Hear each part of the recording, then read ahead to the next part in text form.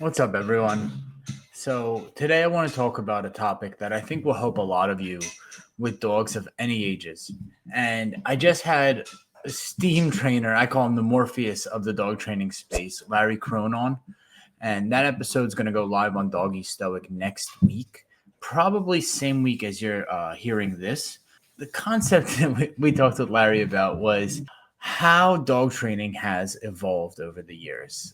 And Larry had a point that I'm probably going to break on this episode was, guys, stop talking about prefrontal cortex and all this stuff about the brain. Just train dogs and show your work. And I agree with that. I 100% agree with it.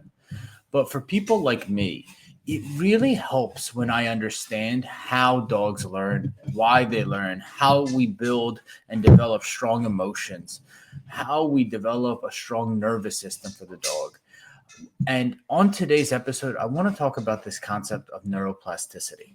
So, we might have heard this a little bit in regards to humans, but for the longest time, up until probably 20 or 30 years ago, we thought that the adult brain was fixed, meaning it was nearly impossible or very difficult for adults over the age of 20, 25 years old to learn new things. Now, that could be simple things like kind of playing an instrument, learning how to dance, learning new sports. But it also came to like kind of consideration with skill sets, learning how to program or code and things like that. But what we quickly learned is that neuroplasticity, the brain's ability to learn and I guess rewire itself would be the official definition, continues through life.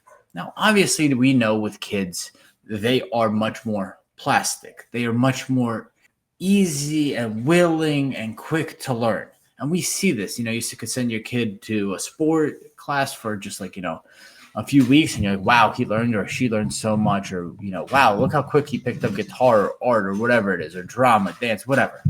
Kids, we see this in front of our eyes, how quick they learn. And we thought that the learning stopped, as soon as they got to a certain age. And that age was debated. Was it 18? Was it 20? Was it 25? Sort of irrelevant, right? But what we learned was that neuroplasticity, the brain's ability to rewire itself, has continues throughout life. And I'm going to apply that same concept because it makes a lot of logical sense to me to dogs. Dogs also have the ability to rewire themselves and to learn. I get this question all the time. Can dogs learn? Can you can't teach an old dog new tricks. You get that question all the time if you're a dog trainer. You can't teach an old dog new tricks. My dog's 8. Can he still learn? Well, if you're a dog trainer, you know that they can learn. You've seen it in front of your eyes. Maybe they learn slightly slower than other dogs. And that background noise, guys, it's just I started feeding the dogs and I had this thought in my head and I always want to jump on here when the ideas are hot and fresh. So, yes, I have topics that I write out in the beginning of the week that I want to speak about. But when it kind of keeps recurring, I say, enough, I want to share because here I am with dogs every single day. We take them to nursing homes. We go on field trips. We go on pack walks. New clients call me. They come for evaluation. Just this weekend, I had an evaluation with a little puppy. You might have seen we posted on our Instagram. His name's Pax, 3 months old Cavapoo. And I'll get to him in a second. So I want to share with you guys what I'm learning, what I'm going through as a dog trainer here in South Florida. And the concept that I see so often is neuroplasticity. Can you teach an old dog new tricks? Why do puppies learn so fast? Adult dogs learn slower. We, as humans, can give dogs the opportunity to evolve and improve as they get older. And the way we can do that is through the concept of problem solving.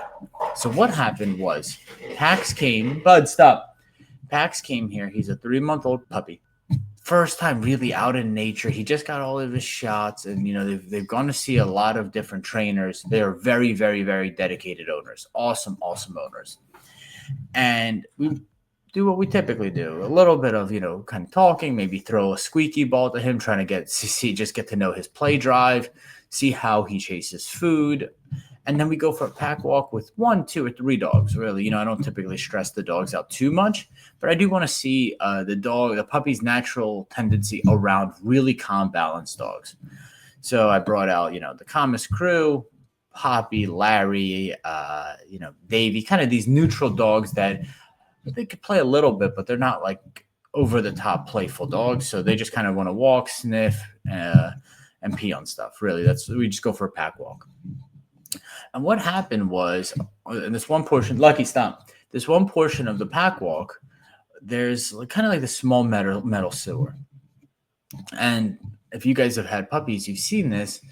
Pax just, without knowing anything, first time out in nature, really, he just kind of just accidentally wobbles over the crates. Grates or crates, I don't know. Those little metal things on the sewer. And he, foot slips in, he gets over it. No big deal. The mom, you should have seen her face. She froze. She's like, oh. And it was like nothing. No big deal. He figured it out, walked over it, and kept walking, kept it moving. No big deal, no injuries, nothing. And they said, well, what do we do? How do we teach him not to do that? What's going on? And I said, guys, I've done probably close to 1,000 pack walks at this point. What you're going to see is on the walk back, he's just going to avoid it. We don't have to do anything. And I want you guys to think about that. Why? The reason is, I think, one, at Happy Go Lucky, we have faith and we believe in our dogs. That's for sure. But dogs have an innate ability to problem solve. They can figure things out. We don't have to be involved in everything they do. What we need to do as leaders is create relatively safe environments for them to walk over the crates, fall in just a little bit, pick themselves up, realize it's not a big deal, brush themselves off, and keep it moving. And what will happen is they will develop a strong concept of problem solving. Their brain will have neuroplasticity. So it's our job not to teach them everything. Yeah, commands are important. Down, sit, stay, and impulse control. No questions asked. But it's to create a plastic brain, a brain that's willing to learn, a brain that enjoys learning, a brain that understands the concept of learning. And we do that not by nurturing them inside the house, take them to our backyard, back in the house, walk around the block on leash. Where is the problem solving in that scenario? Where is the challenge for the dog? Where is the learning for the dog? That doesn't help the dog. And then we wonder why later in life that dog is so reactive or impulsive or on edge or gets anxiety. Well, you never developed what's the strongest muscle in our body, and that's our brain that wires everything. And same with the dog. So what I wanted to kind of share with you guys is twofold. One, try to create environments where your dog could fall off of something, jump up on something, go under something. And you have two ways of doing that. The first way is just going out in nature, and nature has its own obstacles. There's logs out there, there's leaves out there, there's branches out there, there's things like that out there, where just through walking and doing interesting adventures, the dog will learn on its own. But two, we could create scenarios. I have an obstacle course where there's just a narrow balance beam. There's different surfaces dogs have to walk up and down. Some are textured, some are turf, some are like a slide, a little more slippery. So the dog has to figure out how to navigate those. And sometimes they fall off, and we help them get back on. And then they fall off and they figure it out. And we could use rewards, just food, just to encourage, say, hey, come on, give it a try. Give it a try. It's fun. Give it a try.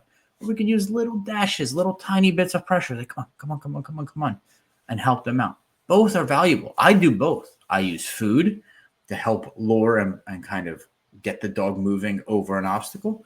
And I use leash pressure. Both work. And I think it's important for the dog to learn both of those things.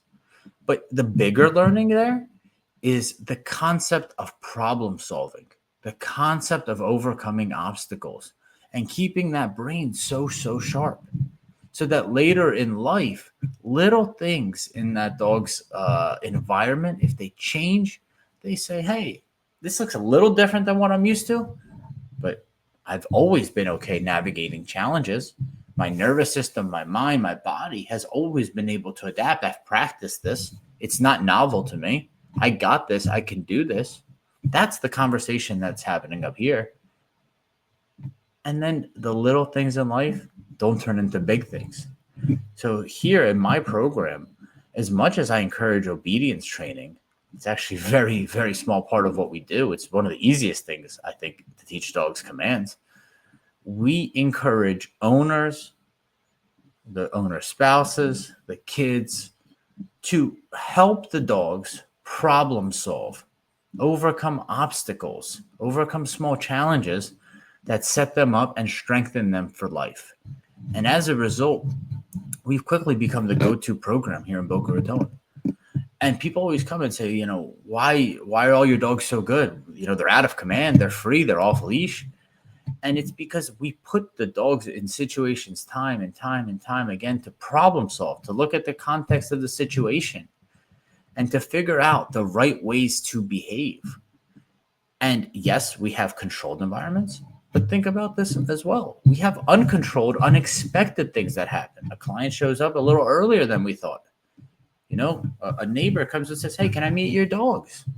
Hey, can I walk your dog through the obstacle course? Kids play in that nature area all the time.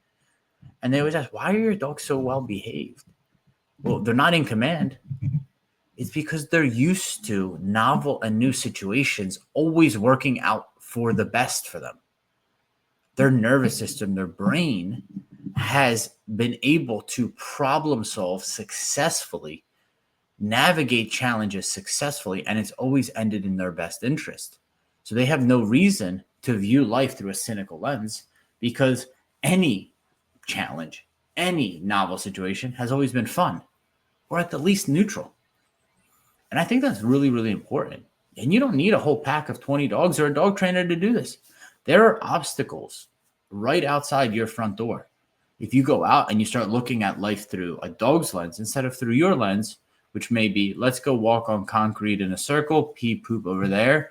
I put it in a little baggie, find a trash can, throw it out, and let's go home. There's no learning that's going on there.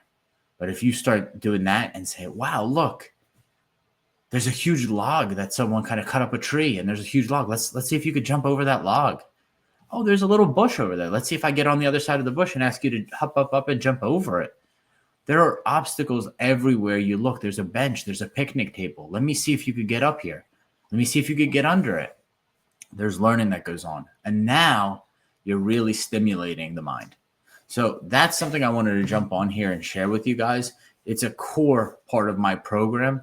And it's something that I believe is not talked about enough in the dog training space. It's that constant ability and desire to help your dog work their mind and problem solve through life. And I've seen it pay dividends for my dogs, for my clients' dogs. And that's my wish for you guys on the other end of this, is to give it a try. It's the little bits, 5-10 minutes for the next 3 months. I think you'll see huge differences in impulse control with your dog, in kind of emotional stability with your dog, in the relationship building stages of your dog. So that's another episode. Doggy stoic for all the podcast episodes. Happy go lucky for these 10 to 15 minute tidbits that I have. Peace.